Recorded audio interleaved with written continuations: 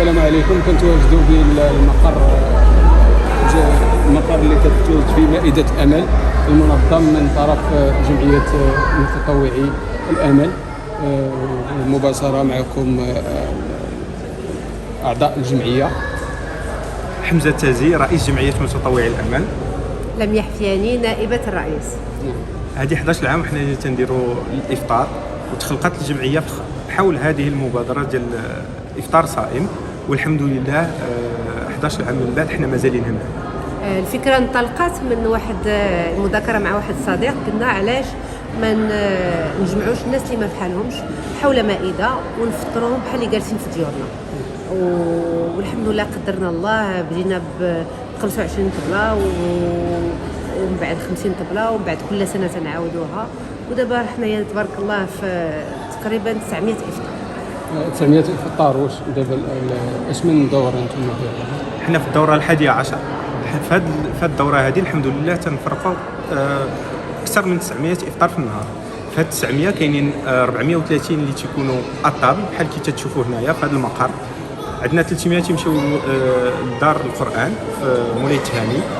عندنا 60 تيمشيو لعابري سبيل، وواحد 100 وحده اخرى تتفرقوا ما بين لي زورفيلينا. وعندنا دابا يلا زدنا اليوم واحد 30 اخرى تتمشي لواحد دار القرآن وحده اخرى في 2 مارس. هذا بالنسبه للجمعيه المتطوعين، الاعضاء ديالها كلهم متطوعين، زائد شكون كيساهم معكم في هذه المبادرات؟ كاينين المتطوعين وكاينين الناس اللي تيجيو يعاونونا، مرحبا بهم. كل نهار تنشوفوا ناس تيجيو تيمدوا المساعده وتيعاودوا يرجعوا كل نهار، وكاين اللي تنشوفهم على يومين 3 ايام. مرحبا بهم، حنا فرحانين الحمد لله. كل نهار عندنا وجوه جدد والله يخليهم لينا، والحمد لله تيبقاو هاد الوجوه الجدد الحمد لله تيبقاو متابعينا ومواكبيننا في السنوات اللي من بعد. وما نساوش الشركات حتى هما اللي تعاونونا بزاف بزاف بزاف، واللي فوق ما طلبناهم على شي حاجه ما تيبخلوش وتلبيو الطلبات ديالنا. كاينين شركات وكاينين حتى دي دوناتور بريفي، الناس اللي تيجيو يعاونوا، الناس اللي تيجيبوا الحليب، الناس اللي تيجيبوا البيض، والناس اللي تيعطيونا شويه ديال قدر مالي باش تنتعاونوا في مساهمات عينيه وماديه.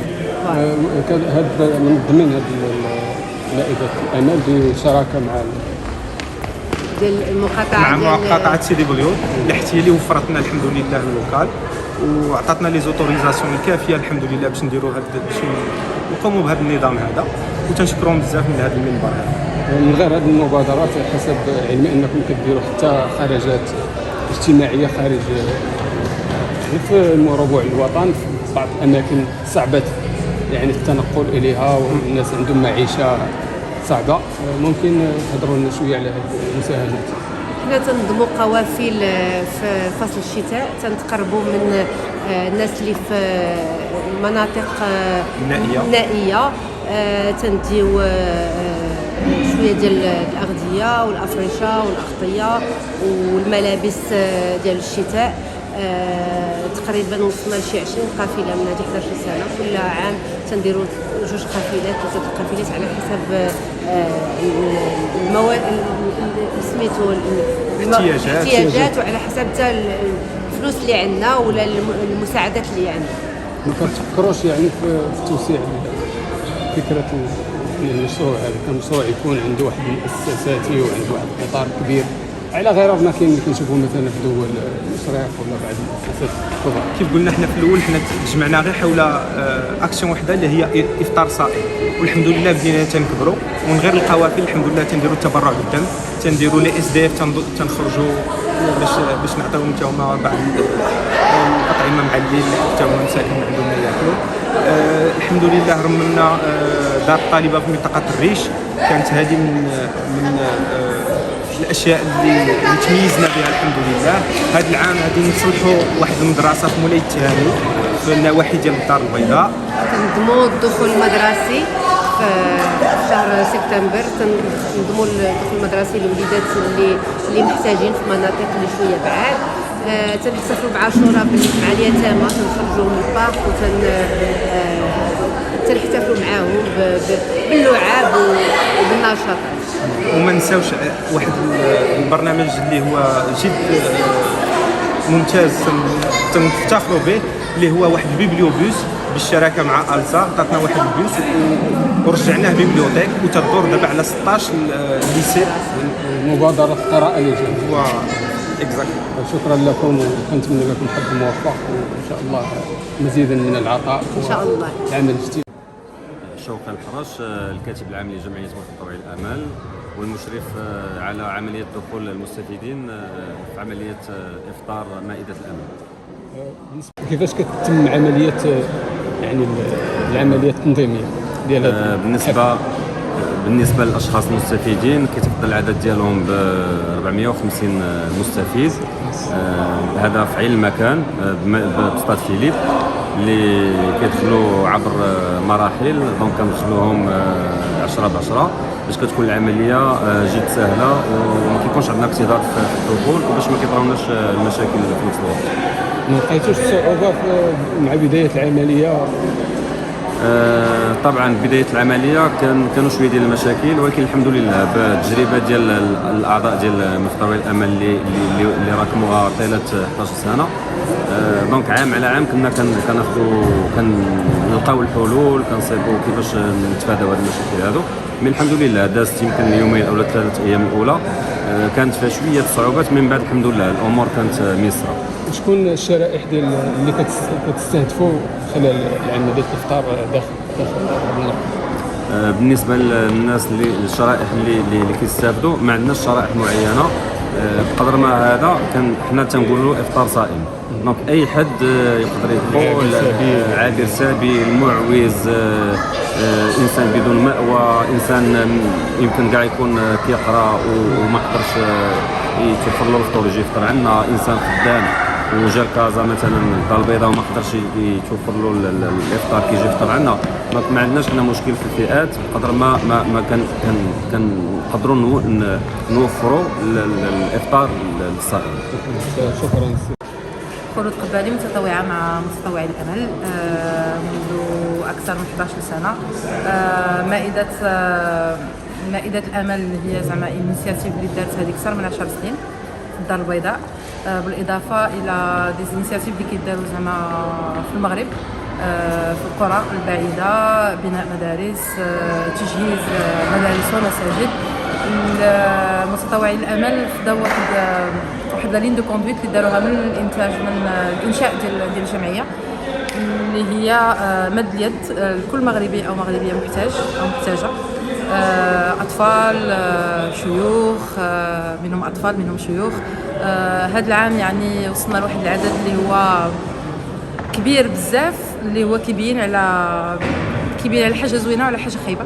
الحاجه الزوينه على ان جمعيه متطوعي الامل ولا عندها واحد الصدى يعني في الدار البيضاء اللي هو كبير ومهم، والجانب اللي هو يعني كيخلينا شويه حزينين هي ان الناس المحتاجين كثروا، يعني عكوز هذا الشيء اللي طرا من الكوفيد. يعني حنا كنشوفوا بان كاين تدهور في الحاله الاجتماعيه ديال المغاربه اجمالا، وخصوصا بالمدن الكبرى منها الدار البيضاء. 900 شخص او 900 مستفيد يوميا على طول مدى رمضان. هي شي حاجه اللي كنفتخروا بها حنايا كمتطوعين، لاننا كنمدوا يدينا المغاربه اخرين، وكنتمناو يعني بان الظروف ديال هاد الناس تحسن، وبان العدد يقل لان الظروف ديالهم تحسن. شكرا.